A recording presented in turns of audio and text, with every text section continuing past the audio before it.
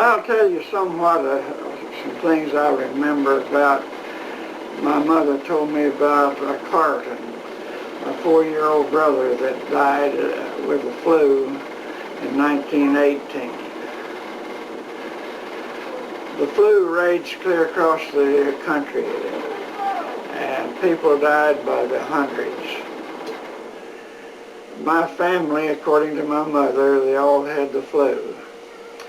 Carton was 4 years old, and he was the last to take it. And she said that one morning they all couldn't get up, they're so sick, and she told Carlton to go to the kitchen, get a chair, and get a jar of preserves off of the table, and bring it to the bedside.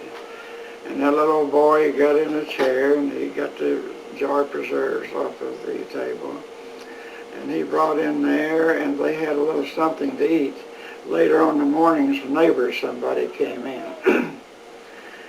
Then he was the last to take the flu, and he got bad.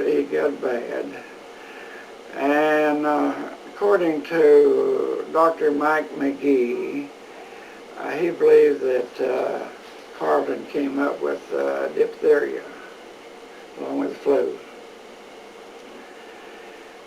And he choked to death. He couldn't get his breath. He got up on his hands and knees in the bed and looked at him to help him, and he couldn't.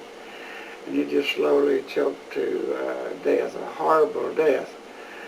Mike said if he could have been there, he'd have grabbed a pair of scissors or a knife or something, and he'd have gone in there in a hurry and fixed him a place to breathe. But in that day, they didn't know what to do, and so the little boy died a horrible death. And none of them could go to the funeral. They took the little body to Farm Hill Cemetery, neighbors, and buried Carton. And my mother, as long as she lived, she talked about it a lot. It was a horrible experience for any mother or family to go through. And is there a marker for him today? No, we can't find a marker out there. I've looked 50 years ago.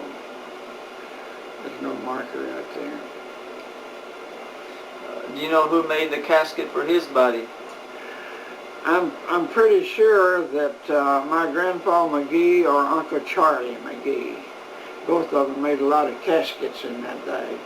Grandpa McGee had an old log house with a hallway between the rooms, and they said he'd work sometimes all night long out there with an old lantern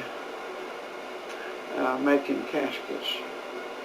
So many people are dying, and it was kept him busy. And I can remember my Uncle Charlie McGee making caskets. We had a neighbor to pass away. He didn't have any money during the Depression. And my daddy got out and made up about $4.50, as I recall, and Uncle Charlie made the casket for $4.50. And in that day, if a person died one day, the burial almost had to be the next day because of lack of embalming. You didn't have embalming. And I remember this fellow that made the casket for, that night I went with my daddy, as a little boy, up to his house. A good many men sat around there.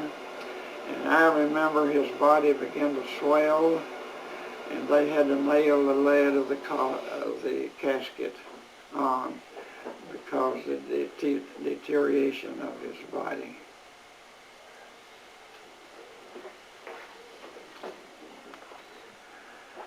Your grandfather, Hosey McGee, of course, was the first McGee in our lineage to come to Arkansas. Right. I believe he also had many children to die very young. I have forgotten. I did know. It seemed like it was 3. I'm not sure.